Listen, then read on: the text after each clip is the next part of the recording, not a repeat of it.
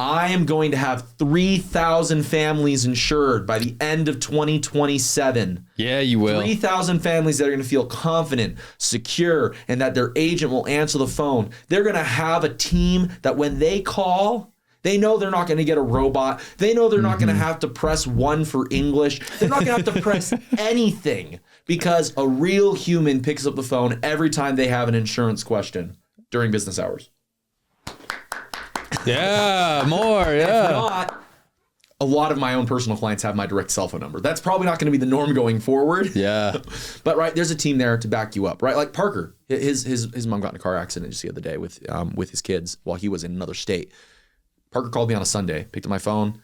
He's like, here's my mom's phone number, called her, walked her through it at the scene of the accident before the police had even arrived. Hey, here's the 3 options. Here's what I want you to do. I want you to take photos of the driver's license, of the damage, of where it occurred, of license plates, everything like this. I want you to file a police report, get the police report number.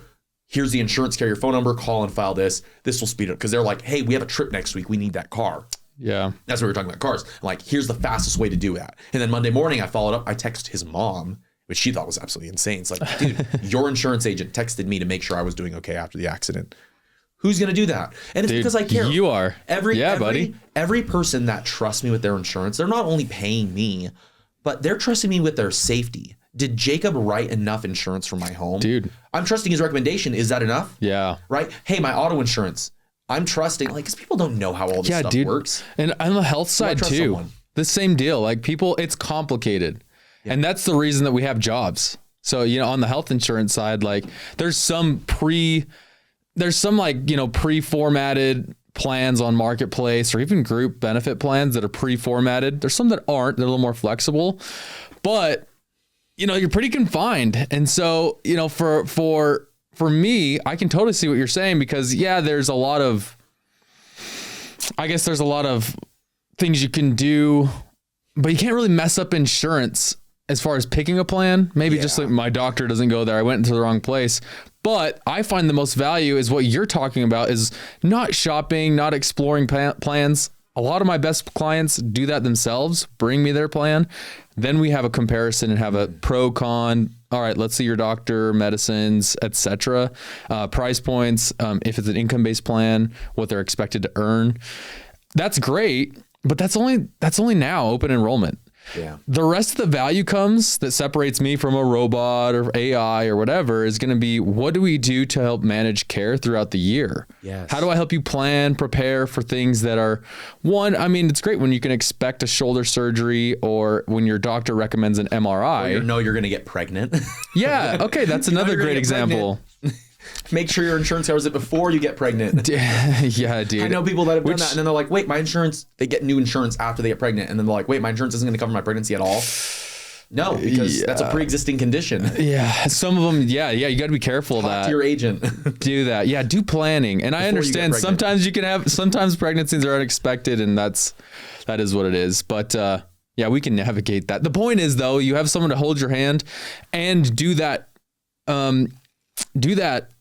heavy lifting, I guess, and the strategy so that you as a consumer or a member, this is on both sides of the same coin, our members are having a quality experience that doesn't just benefit the insurance company or the healthcare system on my end, but it actually benefits the members. Like that, would you agree that that's your priority too, is aligning the experience of your clients, not necessarily with the insurance companies because they have different incentives and interests that are usually against the members, but you advocate for them so that they have a good experience. Is that what you're talking about? Yeah, absolutely. Yeah, brother. Like and people get scared. Yeah. Because it can be so big on the health side, and the property and casualty side, the home and auto. It can mean so much to their lifestyle. It can mean so much when things are not done right, you're not covered right, or you just don't do it the right way. Yep. Right. I think I'm a terrible example of that with my wife, with the home, with her car.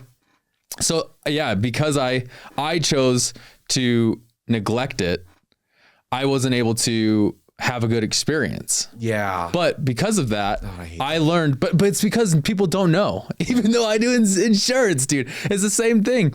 Like that was my fault for not leaning on my agent. Yeah. Right. Yeah. So, and responding quickly, dude. Yeah. Sorry, like, this is like a little bit spilling side. it all out. I didn't introduce you at all. I'm going to quickly do that. Yeah. This is Josh Erickson, your health and life insurance guru. We're partway through the conversation, but I wanted you guys to be aware of who he is. So obviously his links will be in the comments and notes like that, so you can get a hold of him. But wanted to quickly point that out before we keep going. Okay, yeah, rock I on, dude. Like have a whole introductory thing, and I'm like, oh, we just went right into it. So I'm excited. We this is just cool. chill too much. Yeah. Yeah, I've known Josh for forever. We've known each other since like we were like 15 years old. Yes. Like 16 yeah, years now. Yeah. Both here. Were you raised in Utah? Yeah. I wasn't born in Utah, but raised in Utah. I've been here since I was 4 months old. Yeah. Yeah, dude. So I'm born in Cedar City, raised. Okay. Yeah. Now you know my security questions. Yeah, there we go. Yeah. What's your It's mother's maiden name? Yeah, I know. And the pet, your first pet. So anyways, yeah, man, like born and raised in Utah, and we've just been around each other. And we have similar interests, same values. Have big goals that we're working on together. And we're on different sides of the same insurance coin when it comes to individuals, families, and businesses too. So it's just like so great collaborating. Bringing it back to what we were going before I sidetracked and said, hey, everyone, you need to know who Josh is first. We were talking about that insurance and having an agent on your side. Right. You're saying like sometimes it seems like the insurance companies don't want what you want.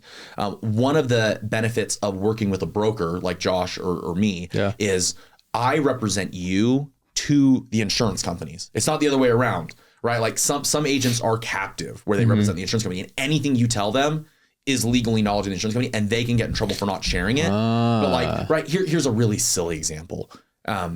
If you tell me you drink alcohol, insurance carriers, a lot of auto insurance companies, there's a discount if you say you do not drink alcohol at all, right? And I've had some people, it's like, oh, I do. And I'm like, okay, well, tell me about that. And they're like, I don't want to tell the insurance company. Okay, if you were with a captive company, I have no choice but to. You're legally bound to. I'm legally bound to. I represent you to the insurance company. I can tell you, you should report this. But if you tell me I want to do it that way, I know you're just going to go to someone else if I don't do it. Right. And I'll be like, okay. And you're like, well, I'm never going to drive. I've never once, like, I've always used designated drivers. I've always done this. I would rather get that small discount. Okay, well, you shouldn't, but I don't know. And obviously that's a matter of honesty, right? Like, I want you to be honest with the insurance company. But if it's like, dude, I drink once a year on New Year's Eve, like, really, can I not just mark that I don't drink? Like, I only drink on New Year's Eve with my family for this specific event. And I'm like, whatever you want to do, man, I'll do. But I'm going to teach you, here's the consequences. Yeah. If you get in an accident that involves alcohol at all, this insurance company, instead of your $500 deductible, you're going to have a $3,500 deductible. Or this insurance company, so if you have a claim related to alcohol, right? I actually had someone get non-renewed. They got in an accident. They went to the emergency room. They had alcohol in their system. They weren't at fault. They weren't at fault at all. No way. The other insurance company paid for all the damages, all the medical, nothing. The insurance company got the report because your auto insurance policy has PIP coverage, medical. Yeah. So the first $3,000 by state law has to be covered by your own insurance, regardless who's at fault for each individual in your car. So the insurance company sees the medical report, sees he had a blood alcohol content level, non-renewed him 30 days. Dude. It's like, okay, was it worth that $15 a month discount? Probably not. Because now you're shopping around with, after something like that's happened. Now, obviously it wasn't at fault, but there are insurance companies that charge you for not at fault incidents. Anyways, that's just one example. No, dude, no. Having an agent in your corner to be helpful, because I can help you do what you want. I don't have to tell every single thing you tell me to the insurance company, but I'm going to educate you on the consequences of your choices, right? I teach people true principles and let them govern themselves. Joseph Smith talks about I teach dude. people true principles. That's what I'm talking about. If you want to make a dumb insurance decision, like only having $100,000 in liability on your homeowner's insurance when you've got 2 Doberman pinschers, fine, I'll let you do it. But when you lose your home when someone sues you after your dog bites someone because they sue you for $500,000 and you only have $100,000 of liability, I want you to be aware of that potential consequence of your choices. And I feel like that's what happens with life and health insurance too. Anyways, 100%, dude. Tell me more about what you do. Well, dude, I actually want to build off of that because and I just really appreciate your approach and that the fact of what you're talking about, understanding the risk. I know I'm just going to take a quick pivot. Like I know a lot of people's first, and certainly mine was with my home, or I'm sorry, my auto when I was, young, and then my home when I got my home. was I just want minimums. Like, in other words, the mentality is like, insurance is scams, insurance doesn't matter, blah, blah, blah, blah. And it kind of is. And I mean, yeah, you need to have it work for you, which is where we come in. But I understand the mentality. However, if you're already paying $1,200 a year for your auto, you might as well pay. The marginal difference between an extra $200 is not an extra $200. It's an extra $400,000. You know what I'm saying? Yeah, so for me, I was like, if I'm already in this deep, why don't I just full send and get like the coverage that's adequate, or maybe just a little bit more just for sleeping a little better at night? Yeah. Or it depends on your coverages, right? Like if you're a college student and you have no assets and you're like, I'm just trying to get through college as cheap as possible. Okay, if you have the state minimum insurance limits, that's not the worst thing that can happen to you. But if you're married and you have a kid and you have a teenage driver and you own your house, or you have 2 rental properties, your liability exposure is so much bigger, right? Did we set up an umbrella? You got more to lose. Recently? Oh yeah. Yeah, right? Oh so yeah. it's like, easy way to do it. Okay, state minimum is only $60,000 of medical coverage. Okay, the maximum most insurance companies do is $500,000. Some will do $1 million, but most $500,000. Slap an umbrella for an extra $1 million. Now you've got $1.6 million of liability protection for an auto accident, 1.6 or 1.5 million for a home, because home you'll do $500,000 and then $1 million. It's like cheap umbrella policy, usually like $400 a year. Yeah. If you have that, an extra $1 million. I think it was even less. Yeah, for yours it was less, but if you have teenage drivers, they usually end up being a little more. I gotcha. The one umbrella claim I've ever seen in our insurance company, in Rob Jackson Insurance's existence, was a brand new 16-year-old driver that ran a red light while speeding, like day after she got her license. Someone died in that car accident. No. Yeah. And so the ultimate liability that's so ended up bad. being like $1.3 million, right? So the auto insurance paid out $500,000, their umbrella policy paid out an extra like $700,000-800,000, and right. Thankfully, the family, obviously, money can never make up for someone's life. No. Duh, right? That's with life insurance and health insurance too. Yeah, dude. Obviously, having $1 million life insurance policy isn't going to make up for someone's death. But the point of that insurance is to protect your family if you die, or if someone causes liability like that to someone else, that you're not going to lose your life over that. And so you're not only protecting. It's weird about auto insurances, right? You're not only protecting yourself, you're protecting someone else. Because I've seen situations where people get injured and the other person has minimum insurance, nothing to sue for, and it's like, I didn't have proper health insurance myself, and now I'm screwed because I have some sort of permanent disability or problem. Yeah. I didn't have health insurance. The other person didn't have me covered. I didn't have proper uninsured motor.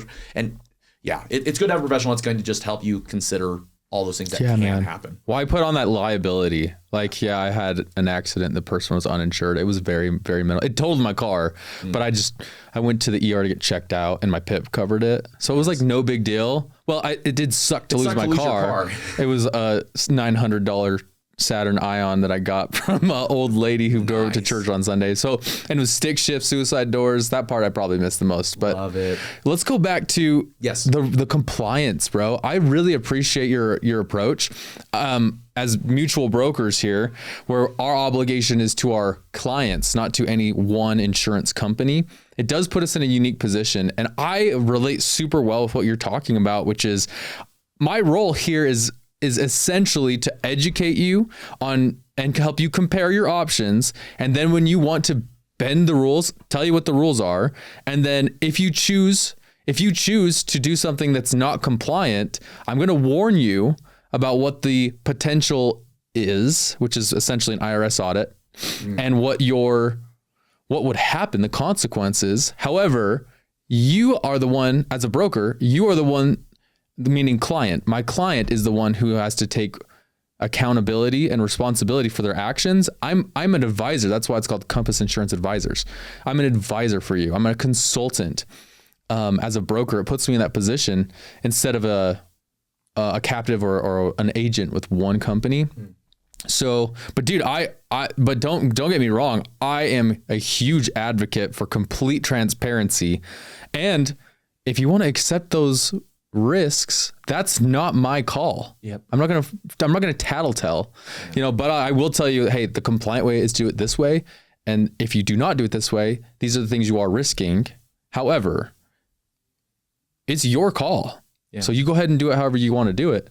But I want to be, as I'll say this all the time, like I will be as creative as you are willing to be too. So some people, it's like, oh, well, if we move this person to this plan, here's some underwritten plans, like especially with prices going so high with marketplace and group benefits, a lot of people are exploring different strategies to have coverage. And so I'm like, I will be as creative as you want to be. We can put some people here saving money, put some people on the group plan. Here's somebody on the marketplace and somebody over here on underwritten plans. And we drop your price by, 30, 50, even sometimes 70% what they're paying. And you're talking about group insurance for like businesses, group right? benefits, group benefit plans. Yeah. So employer sponsored benefit plans, or sometimes just say employee health insurance. Because you work with employers, right, doing the group benefits. You also do personal health insurance, right, doing like healthcare plans and private plans, the Medicare, Obamacare, Medicaid, yes, or Medicare, yes. I don't know the terms very well. We'll go over that. We'll go over that. No, yeah. And then you also do some life insurance, right? Oh yeah, yeah. Okay. Term, permanent, groups, annuities. That's actually something I wanted to ask about, and that might be too specific for just a podcast right now. That's all right. But I've had, in my office, we're all contractors. Every single one of us is a contractor, right? We have our own books of business. We also service the main office's book of business. And right, we're all paid both salary and bonuses and commissions for our own clients, right? It's messy, but we all go get our own private health insurance. Is there a way to do a group plan that isn't from the employer? Like it's, hey, the 6 of us agents or 8 of us agents together want to just put together our own group insurance or something like that. Like, even though we're not under the same entity, right? We're under our own 1099 LLCs or S Corps or whatever it is. Is there a way to do like a group health insurance for that? Or is that something we should talk about later? No, dude, I think it's pretty simple. It's like, okay. Not every carrier will. Yeah. And so sometimes I get this question is, do you have any plans that will cover more than just my W-2s? Like, can I cover my 1099s? Some carriers will. Interesting. So yeah. You can do an association, which is rare. They're not like common, but they're definitely out there when you have an association based on, we can kind of go through the nuances, maybe not on the podcast, but just like how to make that work. It's like, hey, we've got 8 insurance agents that all have private health insurance because sorry. Dude, I just did that too. I'm like, I need to make sure not to burp into the mic. We've got, so it's like, oh, is that even possible? One of my other contractors I work with asked that. She's like, dude, my health insurance premiums are tripling. So I told her she needs to talk to you. Yeah, dude. It's like, I'm paying like $200 a month right now, and it's going to be like over $600 a month with all the changes that are happening in 2025. 2026. Yeah, sorry. End of this year. At the end of 2025 for next year. What do I do? Yeah. And I was like, talk to Josh. Yeah, dude, I'm getting a ton of that. So yeah, we can do a group plan with 1099s, W-2s, and association plans. Just short answer on that. Love to talk about that this week. Yeah, 100%. And there's some pros and cons to doing that way. And then also like for the gal that you work with, I have had an unprecedented number of people who are considering legitimately considering going uninsured this next year, because on the group benefits, the average increase, and this is year over year, most people do not understand what this means, is between 10 and 12%. Wow. So the employers have been absorbing a lot of that. Yeah. There's only so much they can do. And then on the individual side, you have a double whammy, which is we had the COVID subsidies, which is basically if you're on Marketplace, healthcare.gov, the government pays a portion of the cost. Is that why it was cheaper maybe for some That's people? Why it was cheaper. Oh. So, and when COVID happened, there was, they call it enhanced subsidies, but it's the COVID subsidies, and those are set to expire if there's no legislative action by the end of the year. Oh. So not only the rates will go back, like how much they're paying versus what we're paying. That's going to go back to the original Obamacare rates. But also there's some rules that are coming in too. And so she might get hit by that part as well. So there's how much we're paying, the ratio. There's some rules that are kicking in. And the third thing is just the overall cost top line of the actual cost of the insurance. Let's jump into the rules real quick. Sure. There's something called the federal poverty line. And essentially it's the calculation of what healthcare.gov uses to say how much you get as far as a subsidy, how much you pay, how much we pay, etc. Does that make sense? Yeah. And there was an original what's the right, like an original rule, I suppose, called the subsidy cliff at 400% of the FPL, federal poverty level, which again is based on your family size and your income. Think of numerator, income, denominator, family size. It's probably the simplest way to think about that. It's not perfect, but it helps people understand. Yeah. If you are $1 above that number, you pay the entire cost for the whole year retroactively. So off your line item 11 on your 1040, adjusted gross income determines what you will get with your subsidy. So you're making an estimation for the next year, which can be really hard for people who are self-employed. Or let's talk about if you're in your insurance, maybe you have a salary, but you get promoted, you get a side gig, you sell your house. Like there's certain things that will happen throughout the year that you cannot anticipate that you could be owing. It's not uncommon for people to owe. If you're below that poverty line and then you end up making more than that, you will retroactively have to pay the entire year of that. You get boned. And that's like 20 between the, like, depending on the family size, that could be like 20 to 30 grand on top of whatever you owe for taxes. Oh my gosh. It's insane. So, and this is the new change for next year. It's reverting to the original rules. Oh, that's the original rules before the COVID changes. And not only did the COVID thing changes how much they pay versus us, that's why your premiums it also kind of graduated, if you will.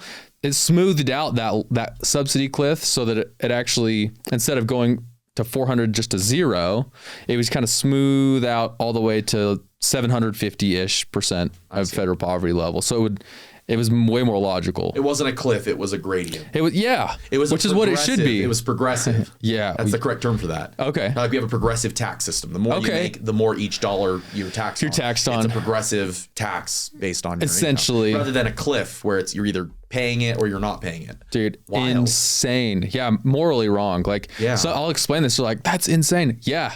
Like, don't take me, just because I'm in this doesn't mean I advocate for it. In fact, quite the opposite. I'm trying to advocate for you, kind of I'll be your deep state. Well, like, I want to help you work with it. Yeah, if you're close to that line, right, your advice might be, is there any possibility, are you going to get a promotion? Because if so, you don't want to misappropriately say that because you don't want to have a $20,000 random tax liability come up or whatever.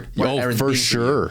Right. And that's the importance of having an agent and not shopping online with a robot. Well, and a good agent, bro. I don't mean to call people out. However, I have bumped into many clients that had agents previously that they would just quickly talk on the phone. It would be like a 5-10 minute combo. Hey, this is the lowest cost, even if it was like the family paid nothing because she put the income so low, and then they got a like $20,000-$30,000 tax bill. That's happened. That's happened. People that you're taking on trying to fix problems that have happened. Yeah. And then they're like, whoa. Anyways, so oh my goodness, it's insane. But we're doing a lot more, especially Arthur Barlow, who's our president and CEO of Compass. He's on CMS's board. There's only a few seats. And so he's meeting with them. Who's CMS? CMS, thank you. CMS is the Center for Medicaid and Medicare Services. It's the department that oversees Medicaid, Medicare, and also healthcare.gov. And that's for the whole country, or is the whole country? Oh, okay. Yeah, dude. So we have been, I don't want to get too big into this unless you want to take it this direction, but there's been so much with that, the opening of those like extra COVID things. It's opened up the door for things that were fraudulent. So that's going to be some of the things they tightened up. You got to have a social security number. Funny enough, like you didn't have to have a social to get. Yeah, I know. You didn't have to have a social to get health insurance. Health insurance? Yeah. So they didn't require it. Let me put it that way. Now it's required, which is still, again, that's wild. I am not advocating for how things are set up. It's me trying to help people understand it. If you're not a citizen, you were getting coverage. Even if you weren't here, like legally present, like you didn't have any documentation, you just boop. Yeah, man. So and then also they were doing all types of switching. They didn't have any rules that were normally enforced for what's called special enrollment periods, or sometimes called qualifying life event. They would just let you do it. So it was an open enrollment for you enroll anytime for any reason. It was unsubstantiated. So it was open enrollment for the entire 4 years. And the government plans also required covering pre-existing conditions. Oh yeah. So it's like, if you're, and sorry, I keep going back to this, right? It's like you're 5 months pregnant, you sign up for a government plan, they're going to pay for it, even though a private health insurance. You're 8 months pregnant. Yeah. Oh, brother. You're giving birth tomorrow. Yeah. As long as I you. think they base it at least on like the beginning of the month. Yeah. As long as you can line it up with the first of the month. Yeah. And no wonder that the prices are skyrocketing, that the out of pockets are 10,000 plus per person per year. It's like, yeah, we've abused this system. And it's funny how people think, you probably get this on your end. It's funny how people think that insurance is this mystery black box, which you put in no money and it's unlimited cover, like, and just unlimited resources are in this little black people box. Be like, I haven't had a claim in 20 years and why is my insurance still going up is the normal thing I get. And then I have to educate them on how insurance works. It's like, this isn't a cash account that you're putting into that you're going to use later, because if your house burns down and it costs $1 million, you probably haven't put in $1 million into the system. No way. The point of it is to collect. Anyways. But then, okay. Yeah. But I see how, at least on the health insurance side, people imagine it's this empty black box that I get stuff out of. Dude, oh my gosh. And that is, I'm going to just call it, dude, that is an issue that has only become, we have been conditioned because of Obamacare, the Affordable Care Act, because it included so many things that are not health insurance. Imagine. Well, didn't it cover certain types of elective surgery? It depends how you define that, like what you consider elective. Sure. If it's not medically necessary, like if you're getting, I had someone who was like, hey, my wife has had 5 kids. Can I do a boob job and put it on the insurance? I'm like, that would be not considered medically necessary. If she had breast cancer, that's a little different. Like, there's different things, but cosmetic surgeries are not going to be covered. Okay. That will be denied. Sorry, I derailed. But no, that's a good question. People ask about that. It's like, well, it's health. I'm like, anyways, but that's the idea, is like, that is the thing we're running into, because people are so conditioned to, just entitled and expect things because of the Affordable Care Act, because it included so many things that are not health insurance. Imagine going to Jiffy Lube and handing them your auto insurance and be like, hey, just bill my auto insurance for this oil change. It's like, insurance doesn't cover maintenance. Yeah, but why does health insurance do that? Why do we do that for prescriptions? Why do we do that for therapy? Why do we do that for, like, insurance is, I had something catastrophic.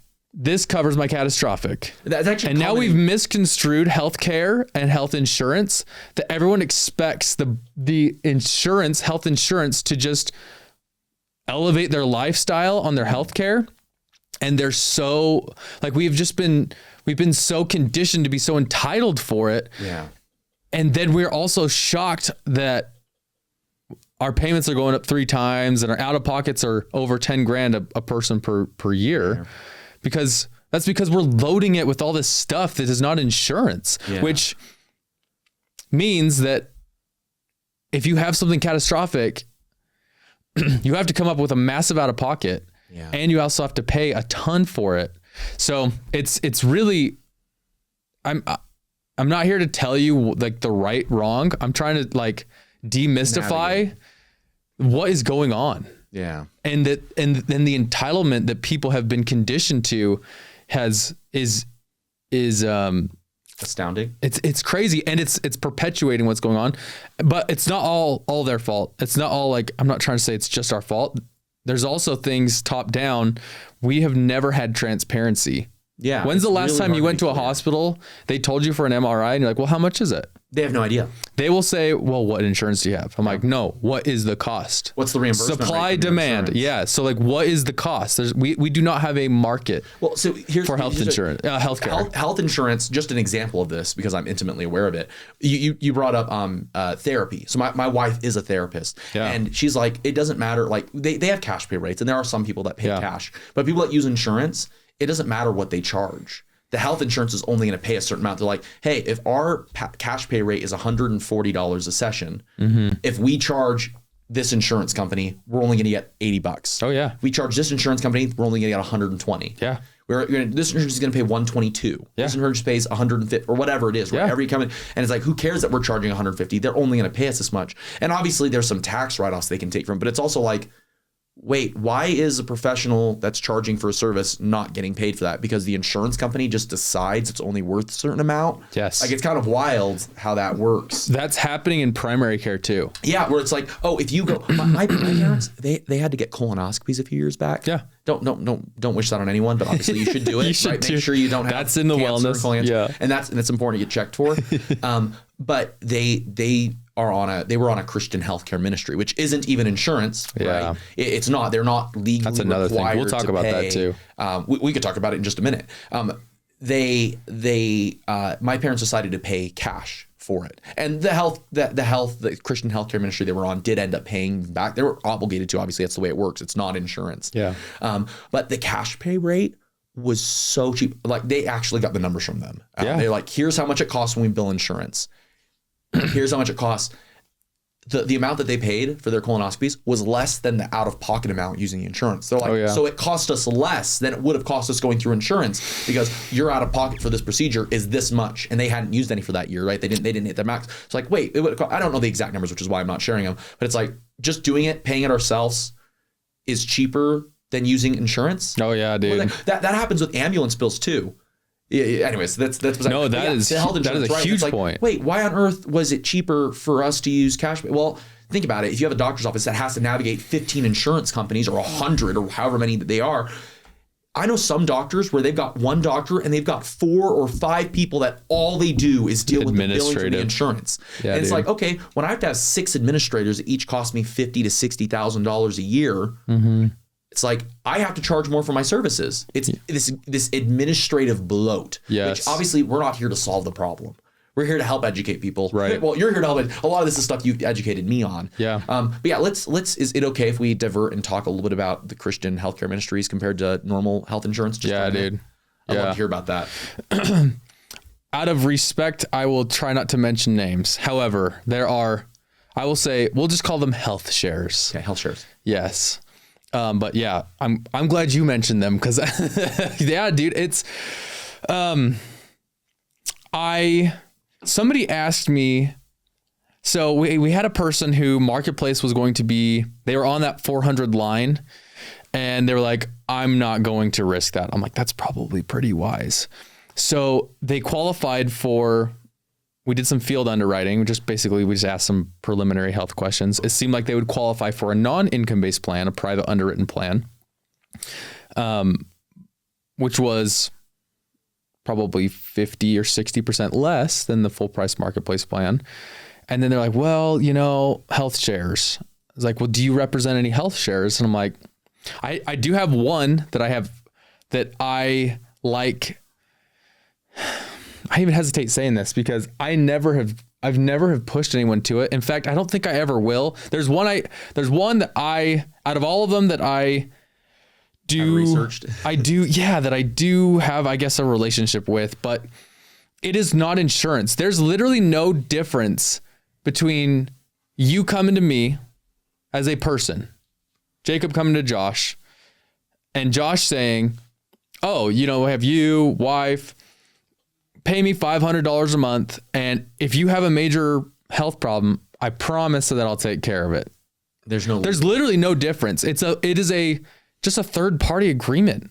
Yeah. And if I don't pay it, you have no leverage. You have a small claims court or something, but there's no difference between that and if I just said Josh's HealthShare, like that would be the exact same thing. It's literally, I think it's asinine, bro.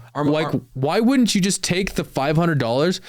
It's like buy term, invest the difference. It's like, just self-fund it. If you're looking at doing a HealthShare, this is what I believe. There's no advantage to it because people just get emotional. They're like, oh, well, I got $50 when I went to see my doctor. I'm like, yeah, you paid $6,000 a year to get 50 back 4 times a year. You know what I'm saying? Like it's the same thing with Medicare Advantage. Like people get so emotional. Like I had $3,000 of dental that is included. Yeah, but your doctors don't take the plan. You know what I'm saying? Like we're putting the cart before the horse. So put that $500 into a high yield savings, or if you can qualify, pay a couple $100 for an HSA plan that will be major medical, that you'll have the leverage from the Department of Insurance. That's what I was getting at, is instead of just you and me, and you're just like, well, he didn't pay. The government's and blah, blah. involved, and they're going to make the person The DOI, pay. yeah, if I don't pay and I'm not HealthShare, if I'm Josh's health insurance and I don't pay for your claim, you reach out to your agent.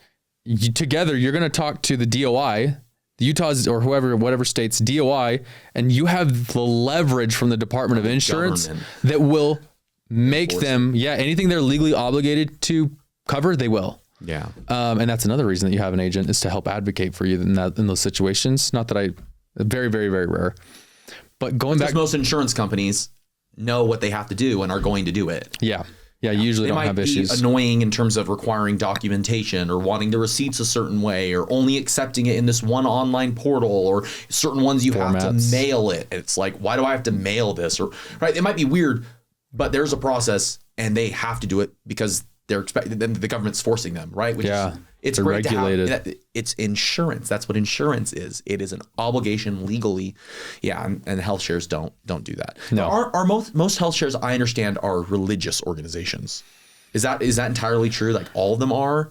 Because that's kind of the gist I got. Is most of them were right, especially because they were kind of became more common during when ACA was first introduced. Yeah. It was a way to say, hey, for religious reasons, I'm using this to avoid having to be forced into the ACA, or as we commonly call it, Obamacare. Yeah. I'm only using that term because everyone that's listening will understand that. Right. Like when you say ACA, some people are like, or even Affordable Care Act. Sometimes they're like, if I say Obamacare, everyone knows what everybody knows that. There's no pejorative use of that word in my language. This is for understanding. It's just facts. Yeah. Yeah. So, and Trump's talking about taking the subsidies, instead of sending them to the insurance companies, send them to the people. We'll see what happens. Well, anyways, we might go to that later. But just wrapping up the HealthShares thing, it works for some people. Don't get me wrong. Some people, that's great.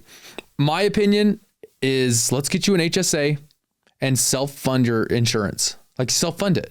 Yeah, after a number of time, go ahead. Yeah, I want to tell people a little bit about what an HSA is. Health savings account. Yeah, man, it's the best. It's the only triple tax advantage account you can do. You don't have to pay taxes when you put money in. Tax-free in. You don't have to pay taxes on the growth. Like tax-free growth. When you buy a stock, right? You're using money you've already paid taxes on. This one, you don't have to pay taxes on the money you're putting in. Nope. When you sell the stock, which obviously this can be invested, you don't have to pay taxes on the gains. And then when you go to use it, there's no taxes on approved medical expenses. Triple tax benefits for medical expenses. Right. Approved medical. Make sure everyone understands that. HSA, that's what we're talking about. It's badass. And you can set up an HSA as part of your health insurance. You have to have a qualified HSA high deductible health plan. Okay. That is most people don't like, well, I already have a health equity HSA from my last job. Like, that's great. If you contribute and you get audited, the IRS you're going to have an issue. You have to pair it a high deductible plan with a high deductible HSA eligible plan. So, talk to an agent. That's a problem. I've always been like, I don't know, I can't qualify for an HSA. And I found one way I would, but the plan I would have had to use would have been way more expensive. And I'm like, oh, well, I don't want to do that. So talk to an agent and they'll help you figure it out. Josh helped me for sure. For sure. It makes sense for me at the time. We should talk about it again. Yeah, we can explore again. But the mentality is like, if in 2026, well, let's say 2025, I think this is coming out in December or something. So in 25, you can put an individual can put $4,300 into their HSA or a what would you say? 2+, I guess. Like if you're married, you can put more in. Yeah. And if you're 55 and older, you can put another 1,000 in. Yeah. Which is great. And then in 2026, you can put 44 in as a 1, or 8750 as a 2+. Yeah. And so an after a number, if you're over 55. And so if after a number of years, if you're looking longer term, which many people don't, but if I can help them start looking longer term and planning, just like any sort of retirement or whatever, start self-funding your own insurance. Yeah. Like, especially if you're looking at $2,000 a month for insurance that you don't ever use on the lowest cost marketplace plan, because you're over 400% on the cliff. It's like, let's put. Yeah, I think mine was like almost $1,700 if I went with a government plan. Yeah. I'm like, I'm obviously not going to do that. No one can do that. And then you still got to come $10K out of pocket per person. Mm-hmm. So my point here is, let's take the difference. That's why I'm like, buy term invest today. Like, take the difference and put it in your HSA. Fully max fund that HSA. Do it for 3, 4, 5 years, and you're at 30, 40, 50, 60 grand because you're going to some growth. Invest the HSA and get growth in the stock market. And what's nice is people are like, oh, well, I can't use it until I have. Well, no, you can use it now. You can use it for any health. It's not like a Roth IRA or certain types of retirement plans where you can't use those funds until you're 59 and a half or 60 or whatever it is. You can use it for any medical expenses. And let's be honest, anyone that lives past 60 is going to have medical expenses. Oh, yeah. Right? People are like, oh, well, what do I use it for? I can only use it for medical expenses. It's like, okay, what if you have to go into a nursing home in your 80s? You know how expensive, my grandma's in a nursing home right now. It's very expensive to be in one of those. $10K a month. Yeah. What about surgeries you might have? Like, what if you break your leg, right? Like there are ways you will be able to use that money. Oh yeah. Let's talk about Medicare premiums. Let's talk about like. You can use it to pay Medicare premiums. Yeah, dude. So one more thing, just to wrap that all up. So with the HSA, self-funding it, I think is a great idea. Long-term, there's no use it or lose it, unlike an HRA. So if I put in 50 grand, that's going to stick with me. And you're going to, like you said, if you choose to invest it, you can get growth. And then it's, even into retirement, you don't lose it. Yeah. So my understanding after that time, when you hit your retirement, if you can use it like a normal IRA, tax deferred. Oh, So I didn't know that. My understanding is, and you might have to double check. My understanding, because I've never had anyone do this. Yeah, let's do that.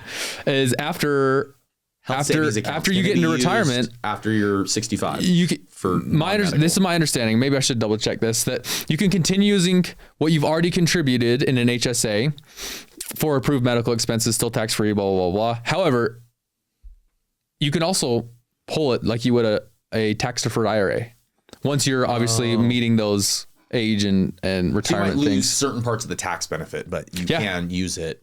And it's not going to be, you're going to have to go back and deal with all three levels of taxation. For sure. And also you just like, well, what if I don't use it all before I'm dead? It's like, there you go. It's an inheritance. Well, yeah. Or it's an IRA. Yeah. Oh, so, yeah. That can pass to your kids, and there's ways that they can do that as a single thing, or as a annuity, or as a having the annual RMDs or all that. Oh yeah.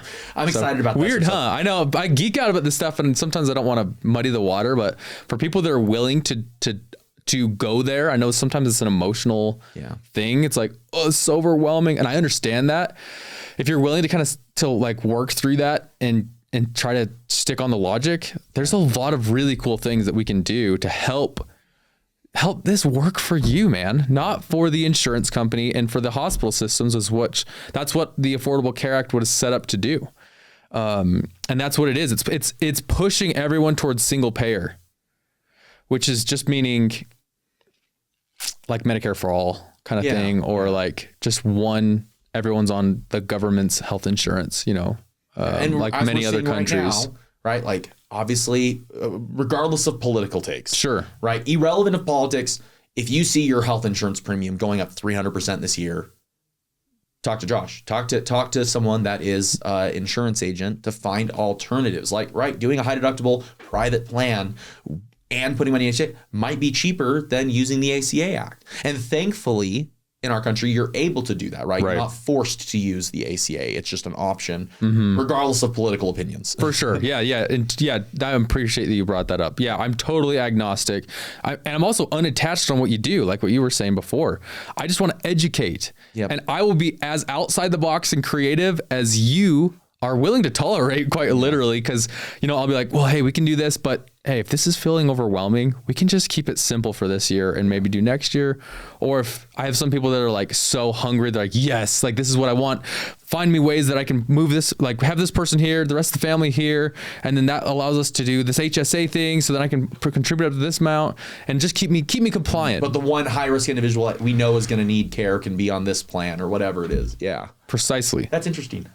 That's something I wouldn't have thought about, splitting a family into multiple plans. Totally. There we go. Totally. And sometimes it's like one person stays on the group plan because the employer covers 95 or 100%. The other person, maybe they can qualify for the marketplace on what's called the family glitch. And maybe the kids it's going to make more sense to put them on an underwritten plan. And then altogether, I've saved you, although it's very complicated and there are some drawbacks because you have an there's different out-of-pockets that you can't all count towards the family, which is usually double the individual. So, but if you're willing to tolerate that and the money makes sense on the premium, I'm here for it, man. Yeah. I'm here for it. I know it's weird, but I like that stuff. Yeah, I'm glad. I emphasize constantly on this show, you don't need to know all of this stuff. You don't need to remember all this. Like, Josh, frantically taking notes. Joshua said this and poverty line and that. And like, that's cool. It's fine if you want to know. I always tell people, look, the point isn't that you need to remember when I teach you exactly how your deductible works and this works. You don't need to remember when Josh says, here's everything that is covered and here's what isn't covered. It's all that. It's, do I have a trust professional that I can work with that's going to help me understand so that I can talk to someone when I need that help? When I'm like, oh crap, I forgot. Yeah. This thing's coming up. Do I need to change my plan? Yeah. Right? Hey, this thing that's going on, I forgot. Did I decide that I didn't want to take this coverage? Did I decide I wanted this coverage? I see people that will call me like, I got in a car accident. I'm like, you changed that car to liability only 6 months ago. Oh, I forgot I did that.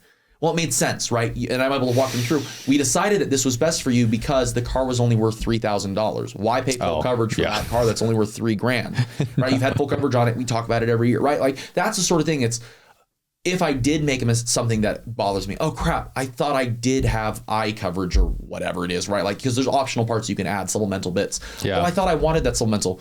Hey, remember, John, when we were talking, you decided you didn't want this because it wasn't worth the extra $45 a month that, your insurance was going to charge you for that. Oh, you're right. Even though I'm paying $500 for my glasses now, that's still less than the $600 insurance was going to charge me this year. Okay, it's annoying that I have to pay $500 out of pocket right now, but I intentionally chose that with you. Yeah. Right? And even if they made a bad decision, right? Like, oh yeah, that was only $5 a month and you didn't want it, and I'm paying $500 for this thing. And right, obviously that's a mild situation. It's more severe when it's like, wait, my surgery isn't covered. You didn't want that. You wanted the one that was cheaper. So I always tell people, look, it's not that you need to remember all of this. The point of this show, I think, is to show people there are professionals that can be on your team. You want a team of people that you can go to when you have something come up, right? When you get in a car accident, who are you going to talk to? Right. And that's actually something I direct people to all the time for. When I'm talking about people's auto insurance, people always are like, oh, this is going to cover my medical, right? I'm like, not really. Your auto insurance covers liability to others, unless it's an uninsured motorist or underinsured motorist that hits you. The only coverage you have is that PIP, which is $3,000. You can increase it to 5 or 10. Okay, but if you go to the hospital for $80,000 and you were at fault in a car accident, yeah, your auto insurance isn't paying that medical bill. And a lot of people think or assume it does. It's like, no, this only has that PIP coverage. Other than that, it's the person that you sent to the hospital that had $80,000 of medical bills. Yeah, your policy might be paying for that depending on your coverage. Yeah. But after that, I always tell people, make sure you've got really good health insurance. For you. Have you talked to Josh? Right. Yeah, dude. So that happens all the time with auto insurance, where people are like, wait, how does this coverage work? And I educate them. And part of the education is, you assume something was covered. Oh, yeah. I'm going to show you, here's the gaps in your coverage. You need to make sure you have good health insurance. Yeah, Go talk to your health insurance advisor. If you need one, I've got Josh. I mean, I've got a few other people are for people too, right? I've got a whole list for people are like, oh, why do you not only have one real estate agent? I'm like, I've got 1,000 real estate agents I know. Yeah. Right? I've got different ones for different things, but I always interview a few of these people, right? One of my favorite people, Jared Osler, he owns Quick Quality Plumbing. He always says, get 3 quotes, get 3 estimates, right? Because some professional might see something that another one missed. Yeah. Right? So you get 3 people to look at anything. Insurance, health insurance, you might not need, it might be too complicated to go through 3 sets of health insurance, but getting an expert in your corner is only going to benefit you. Yeah. I think you can make choices. Dude, I want to say one thing, kind of backing up what you were saying. As I said before, my favorite clients have already done research. So they bring me plan like, hey, we're considering this plan, or hey, we're looking at this. And I'm like, let's have, this is why I'm here. And that's why I meet with people. We usually do like an online meeting. I'll go in person. We can come to my office, but I don't do phone calls because this is too important.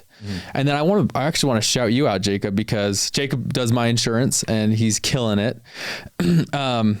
Great resource. And it's funny that even though I'm in insurance and I do it, I don't do home and auto, and I don't want to. Yeah. And so I'm glad I have you. And I love that whenever we have conversations, you will follow it up with an email to help set my expectations and remind me of what the things, either decisions I made or things we talked about. And it's inspired me where myself and my assistant are now doing that too. That after we enroll someone, we're letting them know. And especially if they move from like one of those income-based, like from healthcare.gov to maybe a non-income based plan, that there's things they're giving up. Yeah. And then just, hey, this is just a reminder. Here's what we talked about. You chose this to save. Here's some of the gaps we talked about. Exactly. Here's some of the things, and here's the savings. Yeah. You chose to save $800 a month and to cover your own wellness visits, to cover your own prescriptions and pre-existing conditions to wait for 12 months, for example. And we went over ways to solve those by, GoodRx. GoodRx. Yeah, dude. GoodRx. Mark Cuban's Cost Plus. Like, there's a lot of ways to. Cost Plus drugs. Yeah. Yeah. So there's a lot of ways to overcome that are low. Back to what you were saying before, that are going to be lower than the contracted insurance rates often. Yep. So it's like I had guys that were paying $15 for this medication through their insurance, and I'm like, did you ever look at GoodRx? Yeah. Look at it real quick. Albertsons, $2. Yeah, I had that. So I'm like, dude, why are you doing that? And that goes back to the medical. And I'll let you jump into that. But there's also that on the medical too, which is much, much, much worse. But we'll talk more about that. Go ahead. Okay, I was on an antidepressant for a while. A few years back, I was on Propion or something like that. Yep. And the first time I went and got it, I didn't have health insurance for it, but like I was seeing people's co-pays and like looking online what people are paying. And I see people that are paying $50, $60 a month for a month's supply. I went to Costco, used their cash pay rate. It was like $11 for a month's supply. And I'm like, wait, so someone using insurance is paying 5 times as much as me for the same mental health medication? I'm like, that's wild. I mean, I'm not on it anymore. Congrats. Hold on. Congrats. Thanks. I have been watching and being your little cheerleader here. Yeah. Sorry, I just got to drink water. That is so cool. And to see, I've been seeing you post pictures of you trying to inspire people to go to the gym and being active and being outdoors and doing the things that God had designed us to do. I cannot applaud you more. It is so awesome to see. And it's a very difficult thing for people to do. So I just really want to shout you out for that, bro. Thanks. I don't mean to derail you too much, but that is just, I can't say enough good about that. And not that I want to make it too religious, but I really do like bringing up Jesus. I brought him up on a few of my podcast episodes. Try not to be too much, because this is, there's a little bit of secularness to this is how insurance works. I'm trying to educate people and help people. But as I have in my life sought to rely more on Christ, it's been easier. And I'm not saying that I didn't, right? I had a time that I was in religion, in faith, in Christ, on medication and off medication. I've had times where I was in and off, but regardless of those situations, I found that putting more trust and faith in Christ, it's kind of like doing less does more. And when I'm focusing on being more like Jesus Christ, it helps me to do more. It's really weird, right? It's like a lot of business coaches, you talk to Alex Hormozy or some of these people that are big, they're like, do one thing. And you'll find that when you're doing one thing, somehow you're doing more. It's like, to do this one thing well, to be like Jesus Christ, I have to take care of my health more. To be more like Jesus Christ, I need to be better to my wife. Wow. To be more like this, I need to do better in business. I need to find more people that I can serve. That's going to help them. It's also going to help me, right? When you do good, you get good, whether that's financial or good relationships. Impact. It's so weird. So as in the last couple of months, I've focused more and more on being and trying to be like Jesus Christ. It's somehow helped me do more. Right, because I struggled with mental health stuff a lot for the last 4 years. So, yeah, and I've talked about in a previous episode, there was a time in my life where I was suicidal. You can go back and watch the episode there when we talked about that. But yeah, that is so cool, man. Appreciate it, John. Yeah, wow, that's inspiring. Thank you for sharing that too, dude. I want people to do that. So if you want to see my little stories where I'm sharing my physical fitness and health journey and inspiring quotes and all that, at FinancialGinger or at Jacob Insures Utah. I'm hosting updates more regularly now there, where it's not like yesterday, last night. I went and I didn't do my exercise in the morning like I did. I try to wake up normally about 6 o'clock so I can get exercise in and all that stuff before I head to work. I didn't do my exercise, so I did it last night at 9 p.m. Post my story. It's not too late to work out. You can do it. Yeah. Just because you didn't do it when you said you were going to do it doesn't mean you failed. Doesn't mean you're a bad person. So go do it. You still got it done too. Yep. Still got it done. You still got it done that day. With my coach, Alex. She's awesome. Dude, Rounds Complete Fitness. You should follow her too. She's great. That is so awesome, dude. Oh man. I love that. I totally derailed you. I can't even remember what we were talking about, but man, that was good.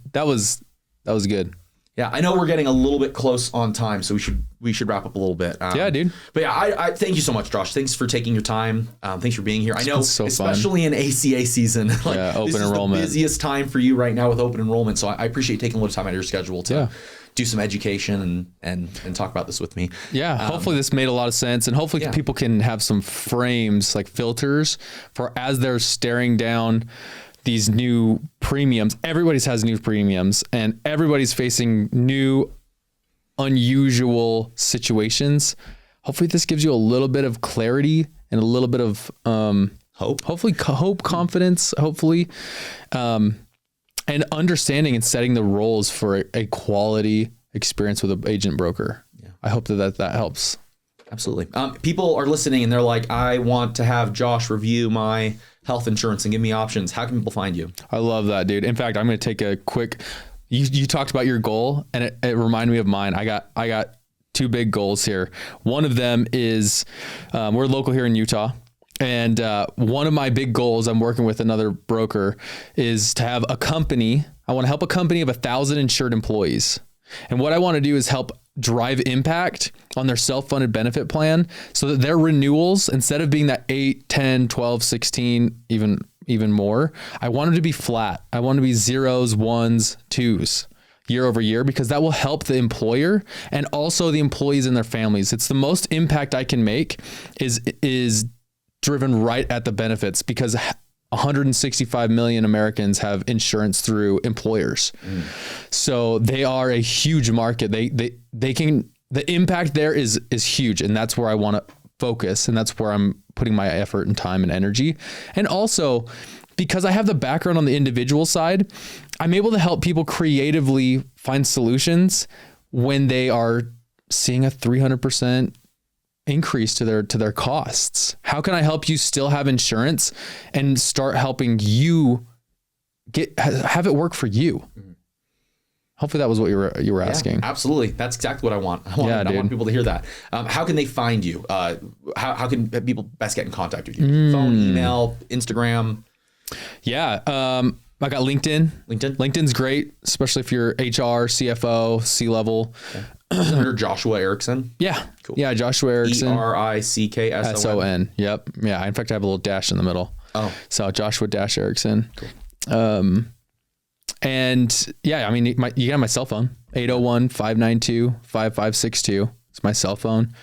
My email's long, so you could just shoot me a text or email. We'll put it in the show notes. If you look in the show notes section or whatever you want us to put in there. That's great. We can put a link to your website too or whatever. So check there if you want to work with Josh. Yeah, I can definitely totally free reviews. One more quick thing, and also to help if you have benefits or your family have benefits from work, I can help you interpret that. I've been doing a lot of that for people where they're like, I just got this package. I need to make a decision soon. Maybe I have a new job or it's open enrollment.